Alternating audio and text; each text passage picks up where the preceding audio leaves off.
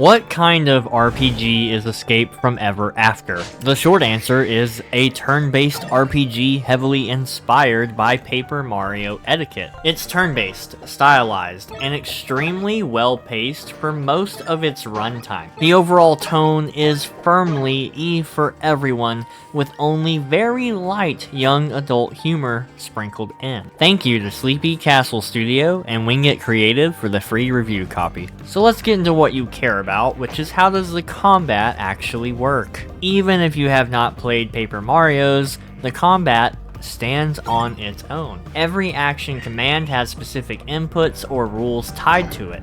There's a mix of timing-based mechanics, rock, paper, scissors logic, and status interactions and situational decision-making. You start solo and gain 4 additional party members over the campaign. Enemy variety is subtle, but effective, and each storybook introduces new mechanics and encounter types that force you to adapt to the playstyle. The one frustration for me is that only 2 party members can be active in combat at once.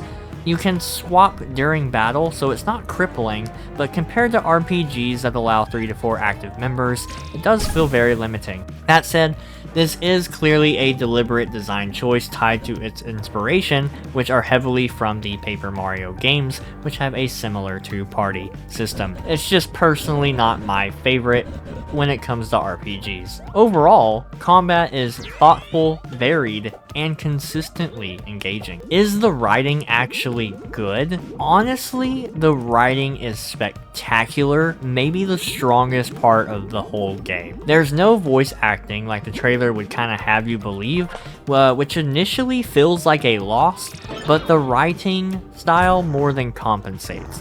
The humor is very effective, inside jokes are clever, and there's just enough fourth wall awareness without breaking immersion. On the flip side, there's no way to fast forward or skip dialogue or cutscenes, so if you die and have to replay a section, you'll be mashing through dialogue that you've already read, which can pull you out of the experience just a bit. This gives me Kingdom Hearts flashbacks to the old typical, "There's no way you're taking Kairi's heart." Leave a comment if that's your favorite game.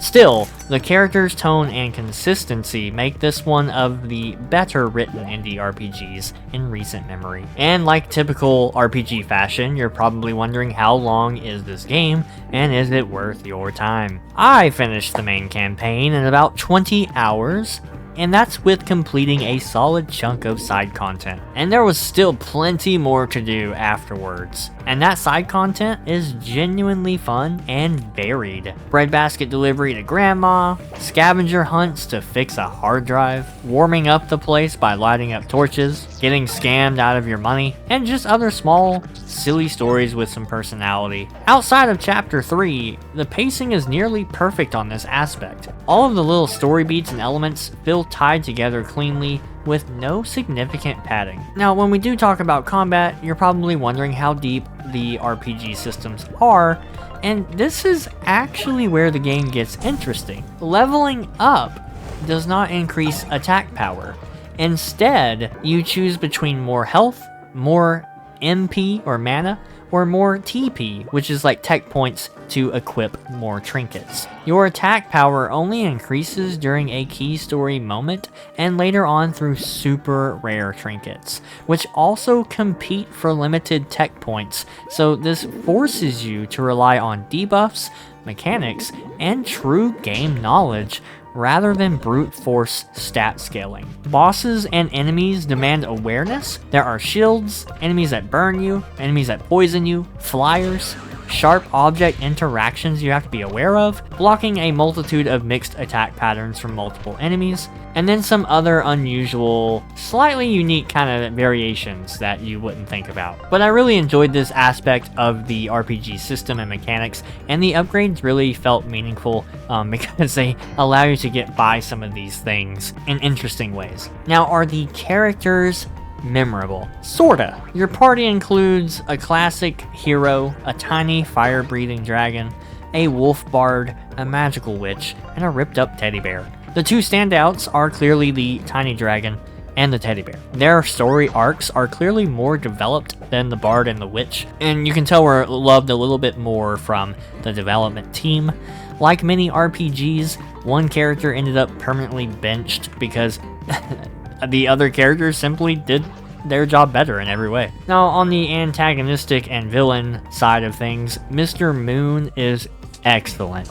Easily the most compelling antagonist of the game, and easily like one of my favorite villains of the year so far, which I know it just started out in 2026, but Mr. Moon's up there for me. Unfortunately, without too many spoilers, the final boss is a huge letdown. The climax pits you against characters that you have no emotional connection to, so that does feel anticlimactic and kind of narratively weak, especially given how strong the first 90% of the story elements are in the game. As you can see from the art, it's clean, readable, expressive, full of charm, animations have personality, combat clarity is excellent, and the performance is pretty flawless, honestly. I didn't have any frame drops, no jank, no visual clutter, no weird inconsistencies, which is so refreshing. Now, the game claims to genre bend a little bit, and I guess it does in a way. At its core, this is a traditional indie turn-based RPG with platforming, light puzzles, and exploration. The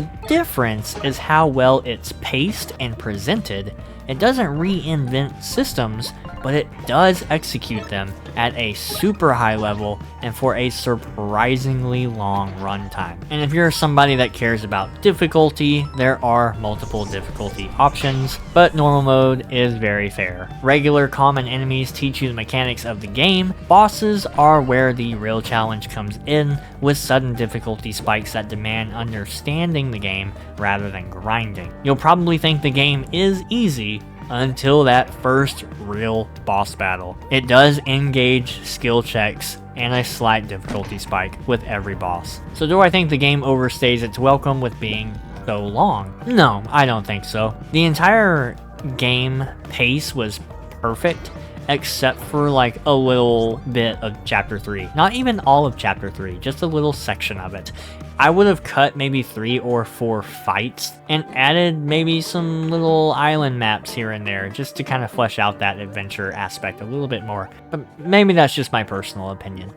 Now, you really should skip the game if you just hate reading everything. If you dislike turn-based combat, there's so much combat that you really shouldn't play this if you're not interested in it.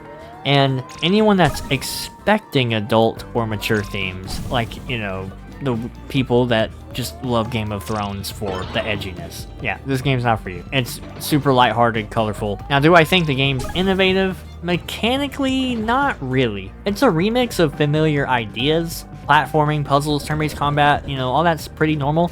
The execution is what's expert level, but the innovation does come in its storytelling, pacing, and presentation rather than the systems, which is why it doesn't blend into the pixel art crowd, and its identity is very clear from the start. What surprised me the most is how consistently invested I was in this game. I never felt like putting the controller down, even after that little chapter 3 slump, but the game pulled me right back in, and I pretty much held on until the end. Now, on the other side of things, what annoyed me the most? Those repetitive freaking combat gauntlets.